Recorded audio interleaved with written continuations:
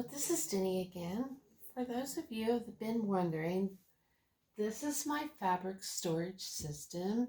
This was made by my father for my mother, who was a quilter for quite a number of years and entered many competitions. She was also quite the seamstress too, and made a lot of my father's shirts. She made all the grandkids' clothes, not all their clothes, but she made girly dresses and pants and t-shirts for the boys, and she just really enjoyed sewing, and later in life just focused mainly on quilting and my dad's shirts. And he made this for my mom, and these are just under the bed storage containers,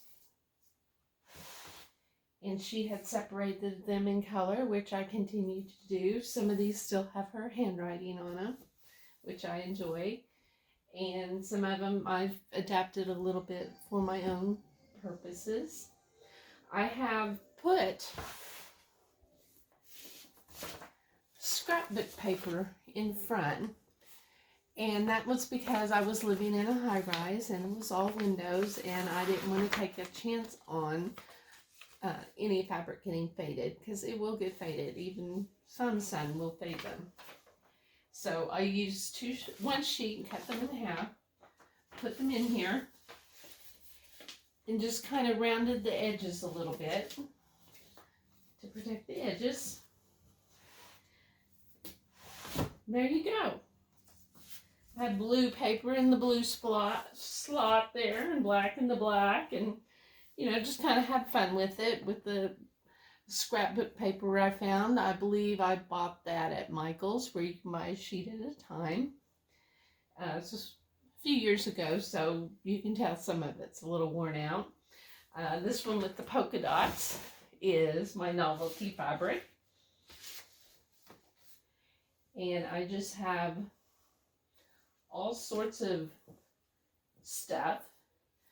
Now, most of the fabric in here is almost a fat quarter or yardage.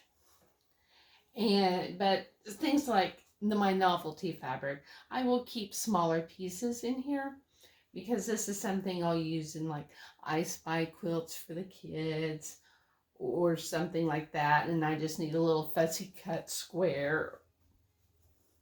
So I have some smaller pieces in here. This was part of a collection my mom bought years ago. I think it was French country, I can't remember. And there's a small piece of wool that I washed and dried and shrunk, and I was going to use it for mug rugs last year, and I ran out of time because I needed some more manly stuff. So instead, I used it to cover my little ironing board. This was my mom's, and it was very, very old. It used to have a cutting board on the back that I guess was in the car too long, and the cutting board kind of shifted, and then there was sticky stuff sticking out on one side. So I just pried that cutting board off the back and recovered it with wool. Wool mats are a big thing, so I thought instead of just using some canvas to recover it, I just got out my hot glue gun and used some shrunk wool, or they call it felted wool now. Back when we were little, we called it shrunk because we put it in the dryer. But this is kind of how it goes. These top two bins are just solid colored fabrics. Bottom is all different types of interfacing, and the heat and here's the pill and stick I used at the bottom of the felt tote gift bag I just made. The heat and bond applique. That's what I keep in the bottom of this one. And here's all my different greens. I try to keep these in order somewhat by shade or by color. Like if something has a lot more blue in it or a lot more yellow in it, I try to keep those together. I don't keep them in order by size. Unless it's just a really huge piece. Like there's a very large piece way back here, which that would make a nice backing for a quilt. And sometimes I have things that were a set. I will put those off to the side. And my blues are very full. They're always full. I don't know why. I just keep buying blues.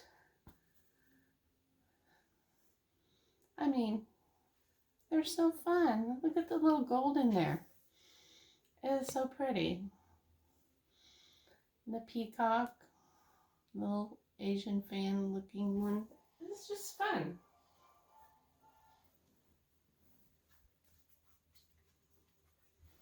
And like I said, I try to keep the color families together, not necessarily by size, but this is just a little peek at some of the things I have going on here. I have my whites and cream ivory together. I have my 4th of July, my batiks and my teal. My bottom, I have my fall fabrics and my Christmas fabric in one tub, and it is extremely full. And I had like 3 pieces of Halloween in there. And I might have to separate my fall and my Christmas because I have entirely too much Christmas. A lot of it came from my mom. My dad was a huge fan of Christmas. And let's see, I have my brown, beige, and rust, novelty, my roses, pinks, burgundies, purple, plum, lavender, all the different shades of red, and my yellows and oranges. I have those there, and that's just some of my quilting fabric.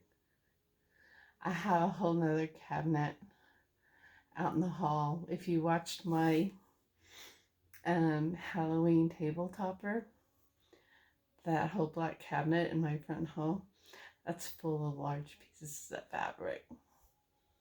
So yeah, and it has some projects or kits in it.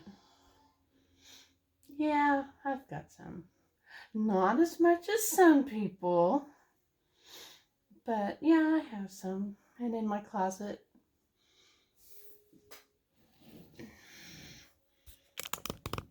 yes, in my closet, I have batting by the roll and by the sheet. I have finished projects, and a friend dropped off a quilt that she wanted repaired, that she had washed to death, loved to death, we'll say. And I'm not sure if it's handmade. She thought it was from her grandma, but I'm having a lot of trouble with that. That's what I'm doing on my Sunday. I just thought I'd give you a little tour of my quilting fabric filing cabinet. I have 2 cutting boards on top. You probably noticed that, and a little lamp clamp to the side. But yeah, my dad made this, all with these little under the bed storage containers. So something to keep in mind. You can always work something out to store your fabric and make it into a cutting table at the same time. So enjoy your Sunday. Thanks for stopping by. Give me a thumbs up, and I'll see you later this week. Take care. Bye.